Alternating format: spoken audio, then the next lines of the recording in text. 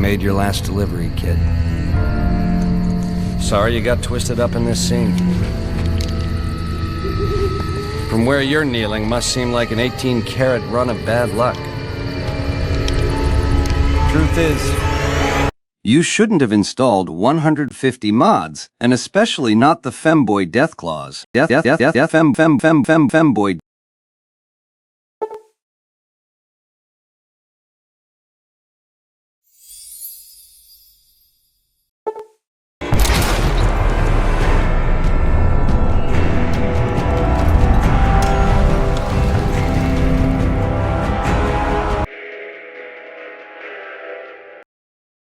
Fallout is a game franchise that has been very popular ever since Fallout 3, which released almost 2 decades ago now. Fallout 1 and 2 were cult hits, but revisiting them in the present day, you may as well slowly grate your genitals off till all that's left is a nub. They are very difficult games, and you may as well pray to the RNG gods when playing them. But out of all the games in the franchise, there is one game that stands out from the rest. One game where Obsidian Entertainment gave gamers a face of content so good the taste is still in most fans' mouths to this day. The same can't be said for the supposed successor made by the same studio that edged fans only for it to be... It was alright. But that game still has fans comparing it to the modern Bethesda games, and is evidence for the common rhetoric found that games just aren't made like they used to be anymore. If you do conform to that, good luck with your 3 PM nap. But that game is Fallout New Vegas. A game that still has 5,000 players playing it daily despite being released in 2010, and is still doing better than the latest Bethesda game. And that's just people playing it on Steam, because most people play it on a client, so maybe add an extra 0 to that number. Personally, Fallout New Vegas comes second in my all-time favourite Fallout games. That number 1 spot goes to Fallout Shelter, primarily because of the amount of gambling I can do in that game. I know Vegas has it, but Fallout Shelter feels more rewarding. Now, if by default they added a bonus feature to the slot machines with all the bells and whistles and flashing lights, it would be a different story. But there was something about Fallout New Vegas that kept people coming back. Maybe it was down to a whole different studio making it in only 18 months, which was technically a premature ejaculation compared to how long it took Bethesda to make their other games. Maybe the reason people kept coming back was down to nostalgia from the great radio music like the Ink Spots and Jingle Jangle. That jingle, jangle, jingle. And let's not forget about Mr. Vegas himself. It's me again, Mr. New Vegas, reminding you that you're nobody till somebody loves you, and that somebody is me. I love you. I think his only competitor is Three Dog, and still Mr. New Vegas absolutely clears. Or people return due to the nostalgia of your first playthrough, where basically everything was foreign. You didn't know any of the map locations, any of the builds, and you had that enjoyment of discovery. That feeling will never come back, by the way. No matter how many times you do a new run and then forget about it a week later, and then when you come back to the game a few months ahead, you've completely forgotten where you were in that previous run, so you just start another one, and the cycle repeats, where you either choose to get bukkakied by the obese, Mothra-looking, roofie-supplying, rage-inducing cazadors, or if you skip all dialogue and warnings, you can get your anal glands stretched out in Deathclaw Quarry.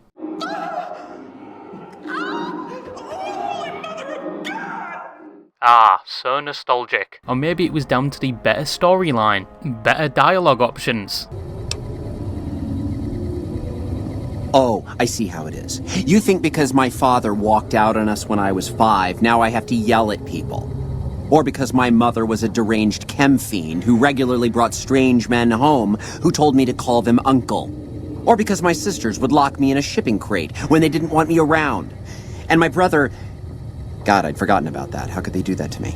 And there were better options for factions, where they actually have depth and actually felt like you were doing something, which you can't say for Fallout 4. Or maybe Fallout New Vegas just has a loyal player base because of the pure amount of femboys and fairies that play it. Like, it is a stereotype at this point. You cannot tell me otherwise. You are lying if you don't notice the statistics. But I know I just on Fallout 4 a lot, but sorry to say, Fallout 4 blows Fallout New Vegas out the water in terms of the combat system, as Fallout New Vegas' combat system is obviously a bit outdated, like attempting to shoot someone outside of VATS sometimes made me feel like I was periodically developing Parkinson's, and the next addition to the franchise did improve on that. And that's probably one of the only flaws with Vegas, except for the constant crashing. But those issues can be fixed by simply adding mods. There are a lot of mods for New Vegas, some that are even mandatory for a good run of a game that is almost 15 years old. There's even a newly released mod pack that I've seen on Instagram Reels that essentially breathes fresh air into the old game and can even be considered a remaster, that mod pack being called Wildcard, and it has 1,400 mods, so your PC is going to be violated. I personally run vanilla New Vegas, because if it's not on the Steam Workshop, I do not trust it. I got many viruses through Minecraft mods as a child, and I'm not doing that again. Some mods improve the graphics of the game, some, as said, improve the combat system, some add more things like guns to the game, to the point where it starts to look like your average sweaty Tarkov player's inventory, and some add content that would definitely defy the Geneva Convention but make some people very happy. And then, oh fuck. And there are some on the opposite side of the spectrum that I would consider heresy and actually thought would have been banned, which we are going to be talking about later. There are also some that aren't completely satisfied with Fallout New Vegas, and the 4 DLCs that expand the game even further, but no, that wasn't enough for some people. I personally don't need to launch Fallout New Vegas to feed my craving anymore. I can now easily satisfy my Fallout fix by occupying my brain with the Fallout lore videos or some old videos by the late Mating Squad. I love zip ties. But some fans wanted more. They didn't want to put Fallout New Vegas in the ground just yet, and there's actually mods that expand onto the base game, through completely new maps to visit with new systems and characters that probably require 200 mod dependencies just to run, and also requires a team of people and countless years just to push this type of content out. Hell, the Fallout 4 London mod took 5 years to make. Imagine that with Fallout New Vegas, you're basically working with Windows Vista at that point. And these projects can be highly anticipated, even ambitious, promising to add things that would make the average Fallout player salivate at the mouth. No, not that type of Fallout player. And there are quite a few of these, but there are even more projects we never got to see but were being promised for years, or some that were severely disappointing upon their release, and even some having some very concerning controversies surrounding them, which gets onto the topic of today's video. Today I wanted to talk about the many controversies of the Fallout New Vegas modding community, and the first one, to be honest, is a bit of a warm-up compared to the others.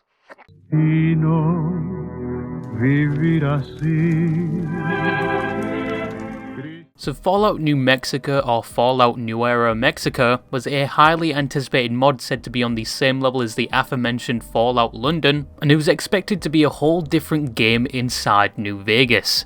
It promised to expand the story of Fallout to the land of Mexico, and planned to implement things that even the Fallout games to this day do not have, like being able to choose your origin from only 2 options, but it's still better than either being forced to have daddy issues or forced parental responsibility. Based on your choice, it would decide your starting point and potentially some of the story. Obviously on top of a new map, new characters with added dialogue by voice actors, a new engaging storyline, and also new weapons with one that looks like it was inspired by the old Tachanka build before it was turned into abysmal dog shit.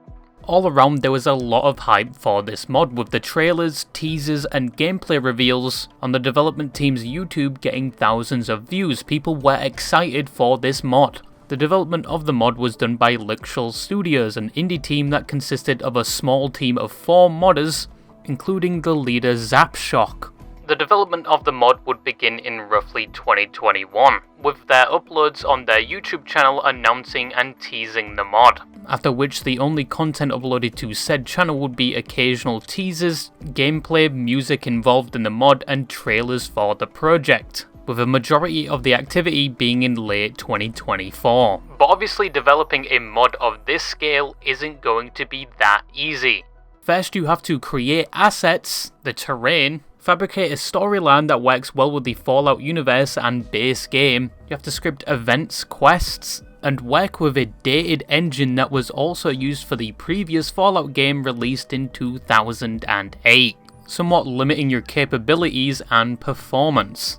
And might I add, doing it for free whilst probably still working a normal 9 to 5. And the only time they could work on it was in their own time, fueled by their passion for the project. And from what I saw at least, they did put their blood, sweat, tears and nut into this project, and truly wanted the Fallout fanbase to experience this new expansion to a beloved game.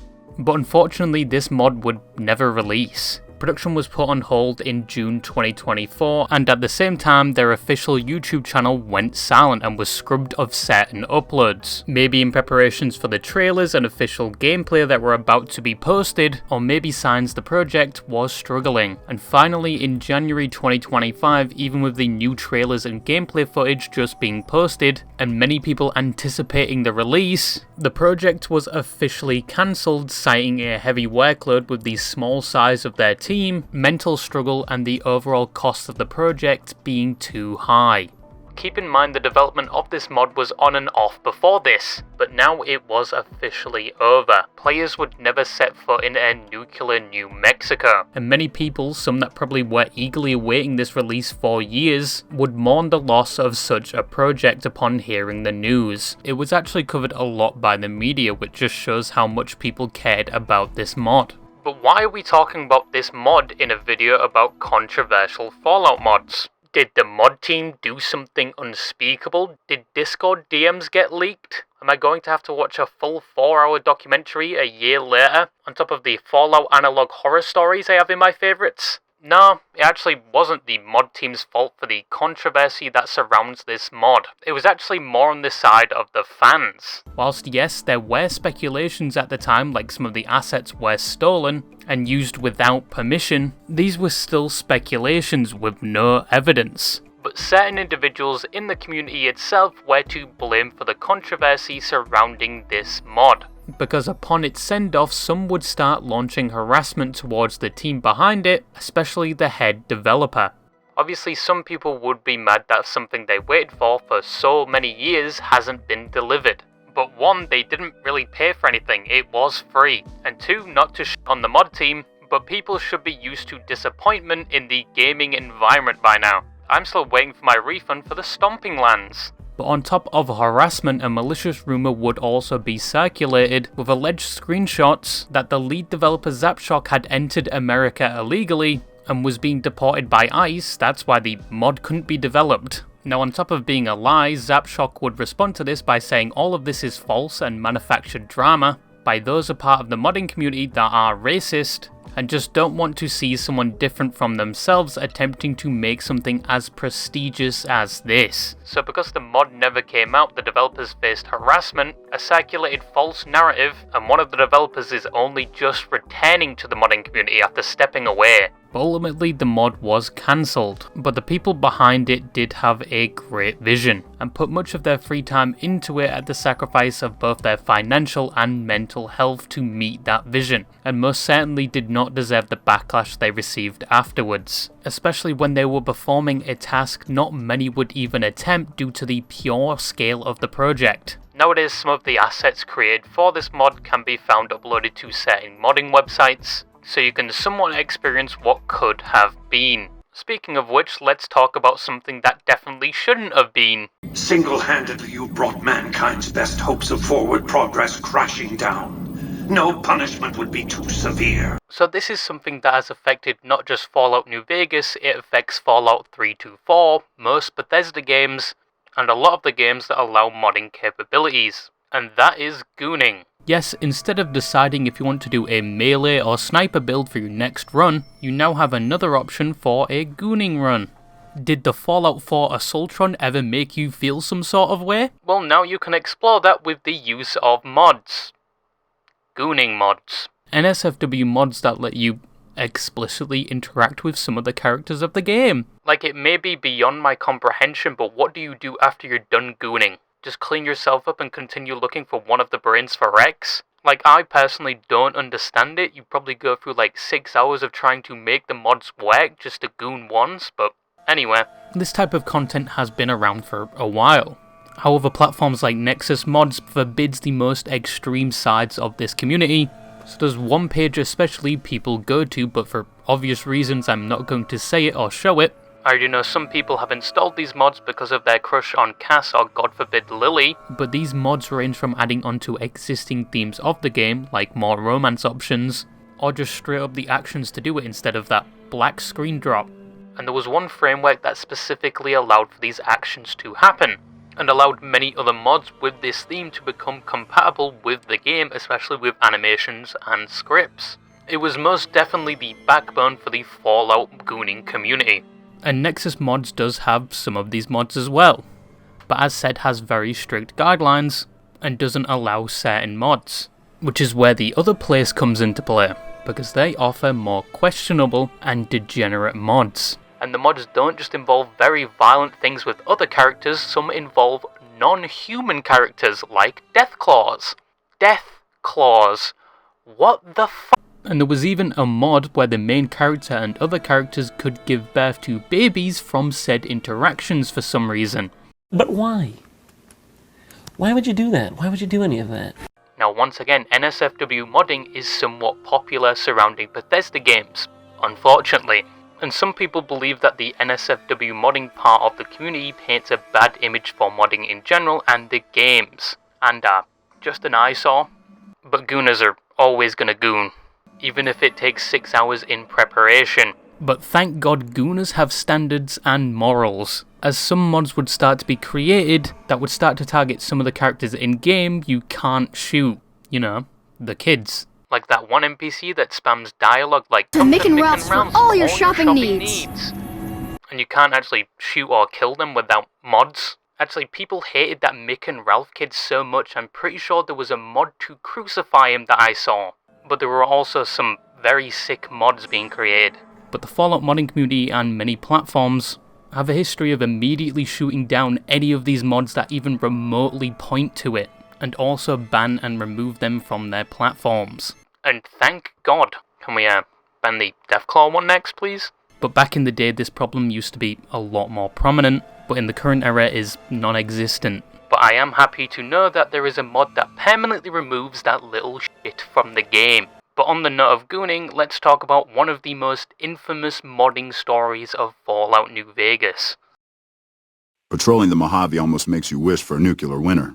Now, Fallout the Frontier was another highly anticipated mod that was an expansion to the base game, with a new map and all, whilst also being free. It was originally announced in 2017 with a teaser trailer. It based itself in an unexplored part of the Fallout universe in a snowy Oregon.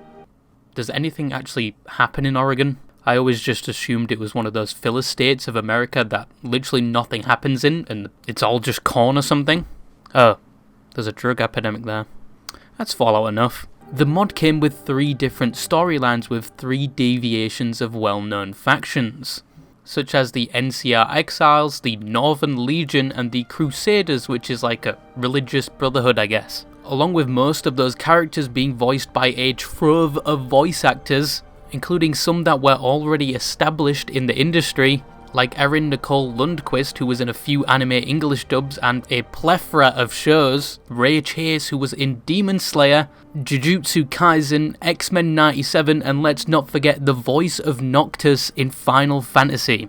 The mod was also going to introduce a very promising vehicle system, something Fallout fans have wanted for a while, and even other features like cutscenes, and it had a promising modding team behind it. This mod was in development for 7 years and all around was anticipated to put itself in the modding history books. And it would be put in the modding history books, just for not the right reasons, which you can probably tell from how many Fallout New Vegas documentaries have been done on it. When the mod launched in early 2021, it actually made the Nexus website struggle quite a bit, due to how many people were attempting to download this mod. That's how popular it was at the time. But that wasn't the only thing. The mod was a tad bit buggy like any Bethesda game.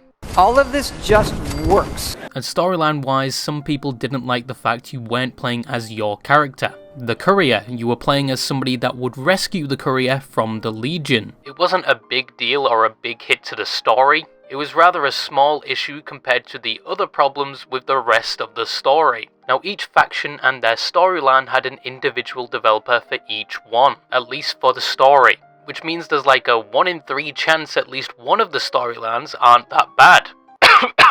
Sorry, I'm dying from a cold. But no, most of the story was very bad. It didn't have a clear direction, and chapters of said story were not weaved together very well, on top of some of those mentioned cutscenes just being rip-offs from other games.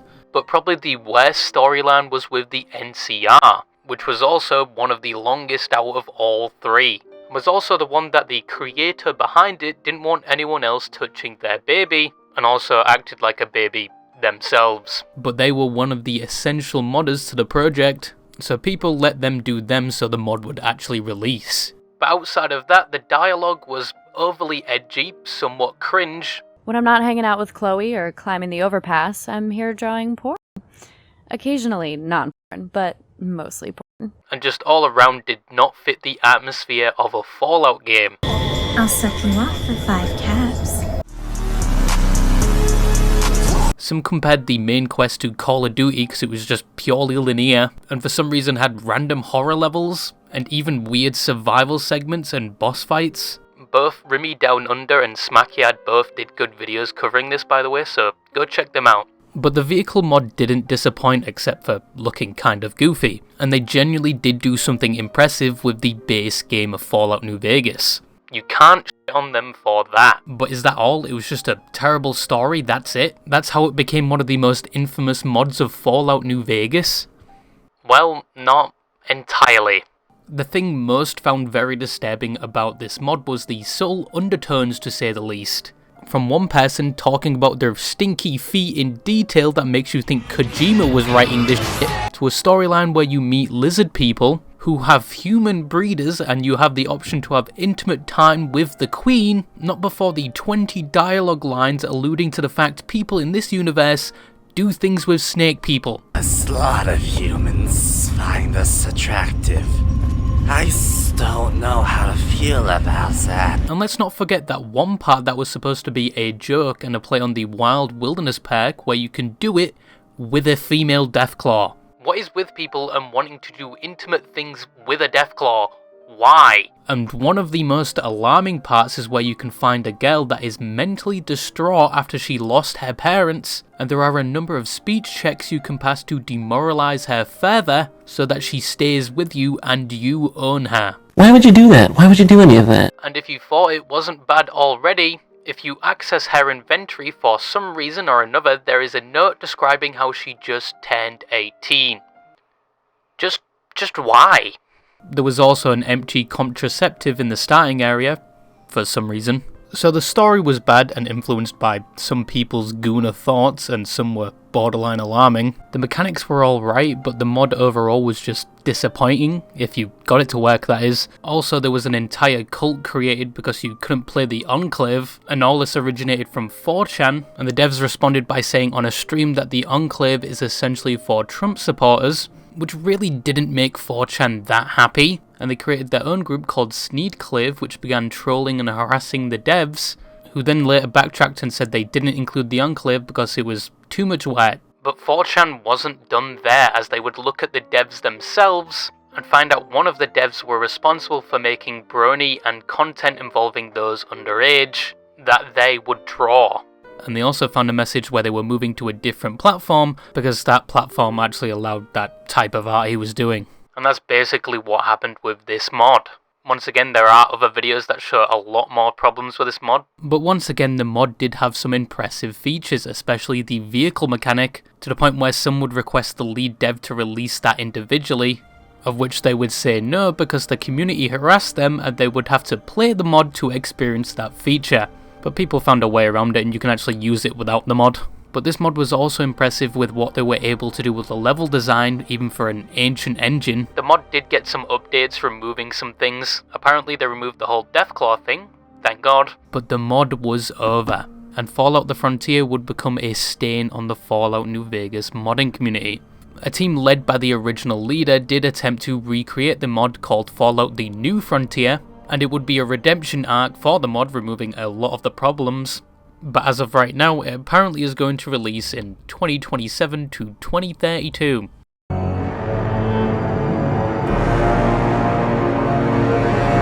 So in conclusion, isn't the Fallout New Vegas modding community great?